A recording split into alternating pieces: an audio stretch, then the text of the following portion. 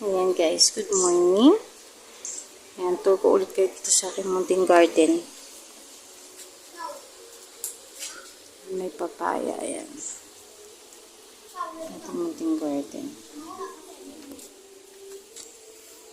Basil. Siling sigang. Namumulaklak na yun guys. Ayan. Ayan. Kalamansi ko, pasensya na sa naubos. Kasi yung dahon. Nakain po siya ng mga caterpillar. Ayan na, meron pa nga isa dito. Ayan. So, ito yung paborito ko. Flower na rin.